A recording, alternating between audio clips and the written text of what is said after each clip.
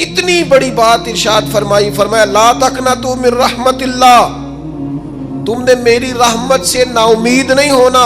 اللہ کی رحمت سے نا مالک کیا ملے گا؟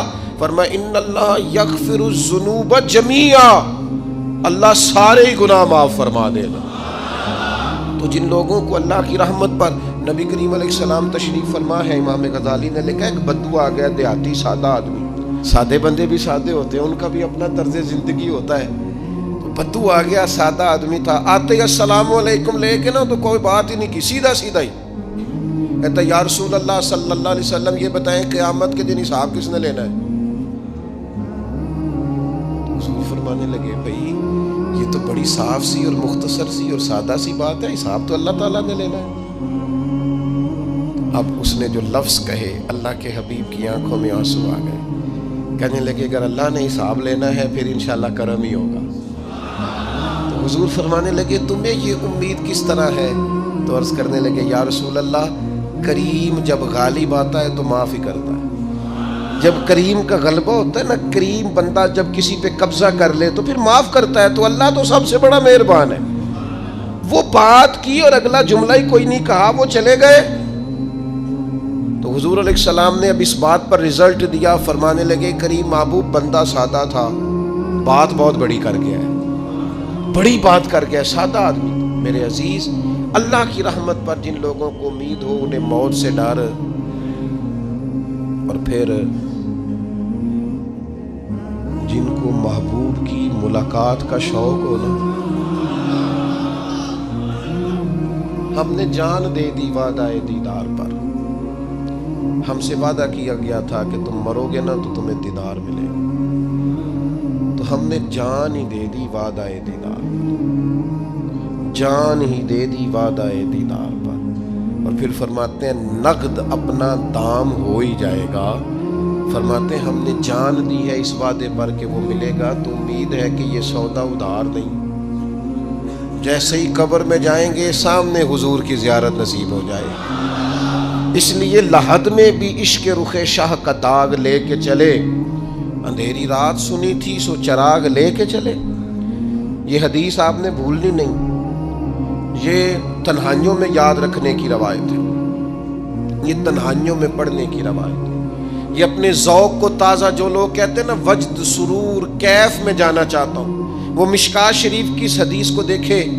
اللہ کے حبیب علیہ السلام نے فرمایا لوگوں میں تمہیں بتاؤں قیامت کے دن اللہ تعالیٰ بندوں سے پہلا سوال کیا فرمائیں گے اور بندے اس کا جواب کیا دیں گے؟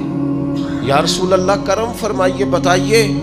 تو کریم فرمانے لگے اللہ تعالیٰ قیامت کے دن بندوں سے سب سے پہلا سوال، اگرچہ بعض اور احادیث میں اور سوالات بھی آئے ہیں قیامت میں جو سب سے پہلے ہوں گے، لیکن اس حدیث میں یہ والا سوال حضور نے بیان فرمایا۔ حضور فرمانے لگے اللہ قیامت کے دن اپنے بندوں سے سب سے پہلا سوال یہ فرمائے گا کیا تم میری ملاقات کو پسند کرتے تھے؟ اوئے ہوئے ہوئے، کیا تمہارا ملنے کو جی چاہتا تھا؟ کبھی اے حقیقت منتظر نظر آ نہ لباس مجاز۔ اقبال کہتے ہیں تیرے کرم اتنے ہیں دل کرتا ہے تجھے دیکھیں، کبھی کبھی اے حقیقت منتظر نظر آ نہ لباس مجاز میں، لاکھوں سجدے تڑپ رہے ہیں میری جبین نیاز میں، تمہارا دل کرتا تھا مجھ سے ملنے کو؟ حضور فرماتے بندے عرض کریں گے مالک بڑا دل کرتا تھا۔ تو پھر اللہ فرمائیں گے یہ گفتگو کی معنویت تو دیکھو یار، اس کا حسن تو دیکھو۔ اللہ پھر پوچھیں گے کیوں دل کرتا تھا تمہارا؟ دل کرتا تھا تو کیوں کرتا تھا؟ عرض کریں گے مالک اس لیے کہ ہمیں امید تھی کہ تو معاف بھی کر دے گا، رحمت بھی فرمائے گا، اس معافی کی امید پر دل کرتا تھا تو ملے۔ حضور فرماتے ہیں پھر رب فرمائے گا مجھ پر واجب ہے، میں نے اپنے کرم سے واجب کر لیا ہے کہ آج تمہیں جنت عطا کروں گا۔ یہ جو ملاقات ہے نا، ملاقات کہ وہ ملیں گے، ان سے ملاقات ہوگی۔ عمر بیت گئی نا نام جپتے، عمر بیت گئی نا تذکرہ کرتے، ہم سے بھی لوگ پوچھتے ہیں کیا کمائی کی، کیا زندگی میں حاصل کیا، تو ہم کہتے ہیں شرق سے غرب تک ملک کے ایک کونے سے لے کر دوسرے کونے تک مدینے والے کی بات کی، حضور کا ذکر کیا ہے۔ نبی پاک کے میں اپنی حیاتی تو قربان تھی، وہاں ساری محمد محمد پکیندے گزر گئی ساری۔ یہ اعزاز ہے، یہ کرم ہے۔ اب کیا ہوتا ہے، گناہگار لوگ اتنا بڑا دعویٰ تو نہیں کر سکتے، لیکن دل تو چاہتا ہے نا کہ چلو جس کا نام لیا ہے اس کی کبھی زیارت بھی ہو، کبھی ملاقات بھی ہو، کبھی نظر کرم بھی ہو۔ کسی نے اپنے محبوب سے کہا تھا کہ ذرا ایک نظر مجھ پہ بھی کیجئے، تو قریب بیٹھے ایک شخص نے کہا یار تو نے بڑا دعویٰ کیا ہے، جو محبوب ہوتے ہیں ان کو تکلیف نہیں دی جاتی، تو کہتا ہے پورا چہرہ ہی تیری طرف پھیرے۔ تو پھر اس نے اس درویش سے پوچھا کہ میں بھلا پھر کیا کروں، میرا دل تو میرا بھی کرتا ہے نا۔ چلو یہ تو آپ کی بات ٹھیک ہے کہ اب میں محبوب سے کہوں کہ اتنی تکلیف کرے کہ میری طرف پورا رخ پھیرے تو ٹھیک نہیں، تو پھر بتائیں میں کیا کروں؟ تو اس نے کہا ان راہوں میں کھڑا ہو جا جن راہوں کی طرف وہ کریم دیکھتا ہے۔ چلو اسی با کردار کو دیکھتے دیکھتے بیچ میں تیرے اوپر بھی نظر، مجھ پہ محشر میں نصیر ان کی نظر پڑ ہی گئی، مجھ پہ محشر میں نصیر ان کی نظر۔ اوئے ہوئے، اللہ کرے آپ کو بھی وہ لطف آئے جو مجھے آ رہا۔ کہتے مجھ پہ محشر میں نصیر ان کی نظر، یہ انتہائی عاجزی ہے کہنے والے کی۔ اس نے بالکل اپنے آپ کو ختم کر کے کہا کہ میں قابل تو نہیں تھا، اور میں پھر تکلیف دیتا کہ میری طرف دیکھیں، اسپیشل میرے لیے وقت نکالیں۔ پر کرم یہ ہوا کہ مجھ پہ محشر میں نصیر ان کی نظر پڑ ہی گئی۔ کہنے والے اسے کہتے ہیں خدا کا کرنا، کہنے والے اسے کہتے ہیں خدا کا کرنا۔ اللہ نے کیا کہ نظر مجھ پر پڑ ہی گئی، اور جب پھر پڑ گئی تو تیری ایک نظر کا کمال ہے اور میری زندگی کا سوال ہے۔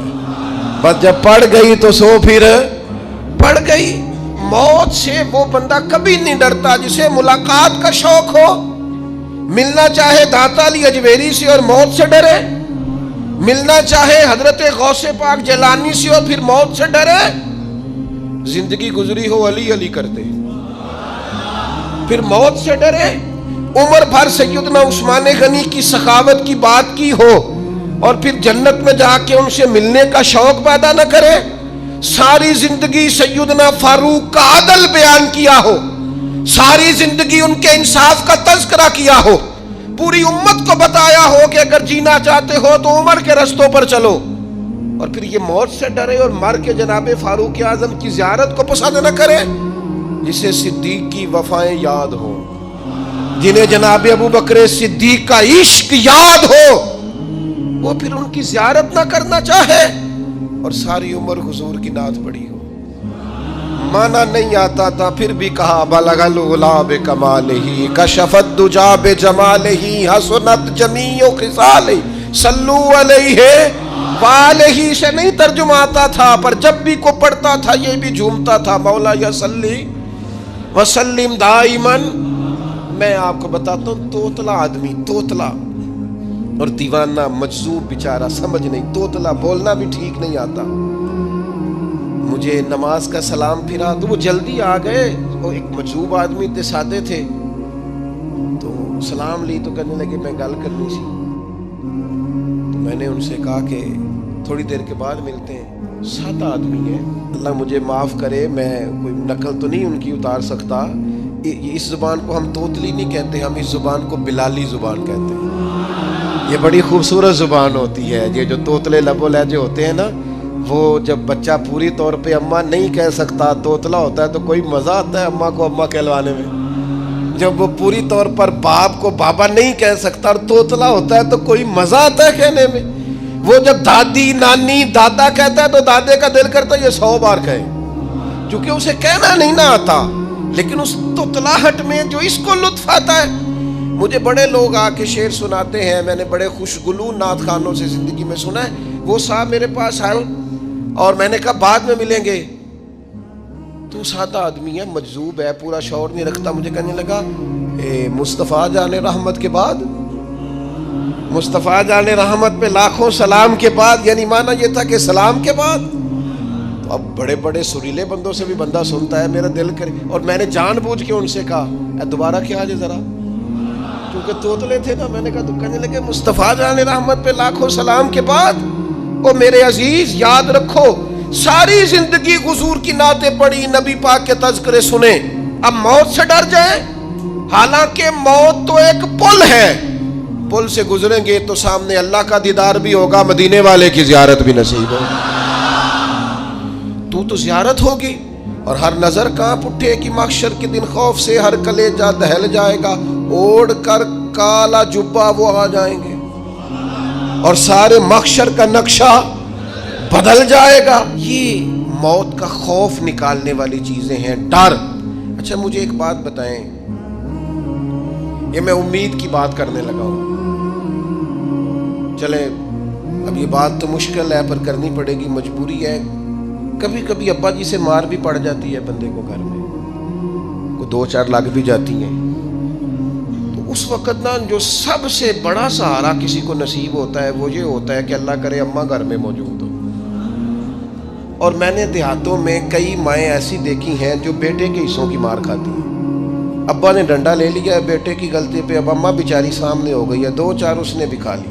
یہ بات آپ سمجھیں، موت کا خوف نکالنے کے مفہوم میں بات عرض کر رہا ہوں. اماں موجود ہو نا گھر میں تو ابا سختی بھی کرنے لگے تو کسی وقت احساس ہوتا ہے کہ جناب یہ سختی نہیں ہوگی کیونکہ میری اماں، اور اماں پوری وکیل بن جاتی ہے، کہنی تو نہیں پتا وہ ہو گئی غلطی، وہ فلانے دے منڈے نے خراب کیتا ہے، حالانکہ ہو سکتا ہے اس نے اس کو بھی خراب کیا ہو، لیکن وہ اماں وکیل ہے، وہ وکالت کر رہی ہے اور وہ بے لوث کر رہی ہے. ہوتا ہے ایسے، اس بات کو سمجھ لے اچھے طور پر. موت کا خوف نہیں، ڈر نہیں، اس لیے کہ گھر میں ماں موجود ہو تو باپ کا ڈر نہیں ہوتا.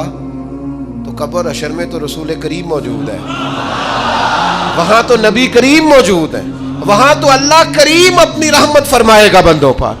اس لیے خوف نہیں، پینک نہیں، اپنی غلطیوں کا احساس ضرور کریں، اپنے اعمال پر توجہ ضرور دیں، لیکن موت کے خوف تلے دبتے نہ جائیں. انشاءاللہ صبح قیامت کرم ہوگا.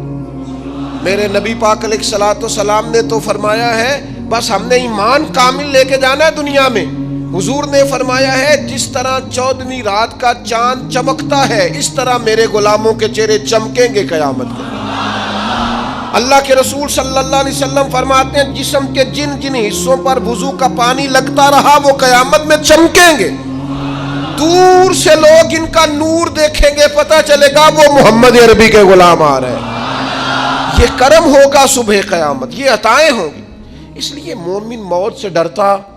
سیدنا بلال حبشی رضی اللہ تعالیٰ عنہ، آخری وقت ہے، نزع کا عالم طاری ہے، اور یہ گفتگو دیکھیں غلاموں کی.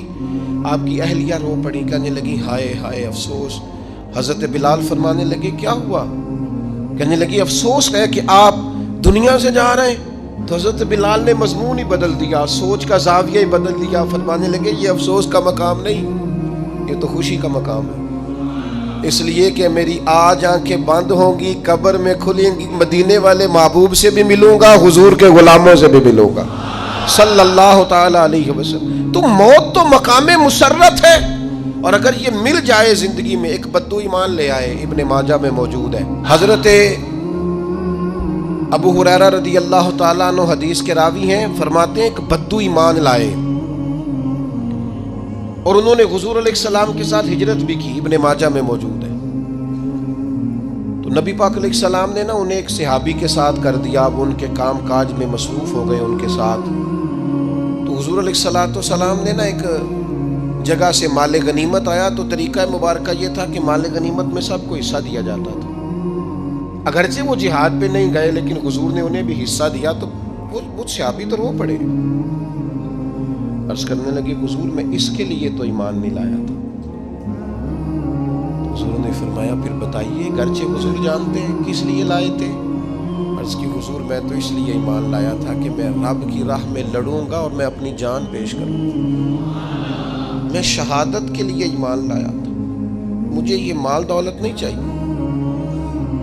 تھوڑی ہی دیر گزری کہ ایک اور مارکے کا اعلان ہو گیا، جنگ کا اعلان ہو گیا. حضور نے فرمایا چلو. وہ گئے اور چند ہی لمحے گزرے کہ وہ میدان میں اترے اور پھر شہید ہو گئے.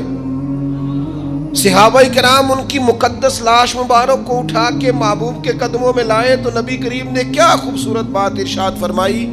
حضور فرمانے لگے دیکھو اس نے اللہ کی تصدیق کی ہے تو رب نے بھی اس کی تصدیق فرما دی.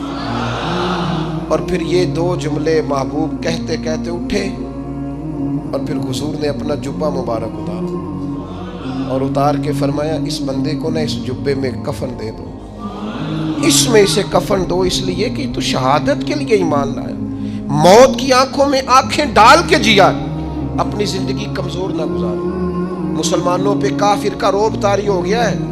ایک تو ہوتا ہے نا کہ کوئی مدد کرنا, کوئی آگے بڑھنا, فلسطین کا نام تک نہیں لے رہے حکمران زبان سے, ذکر تک نہیں کر رہے, چینل ذکر نہیں کر رہے.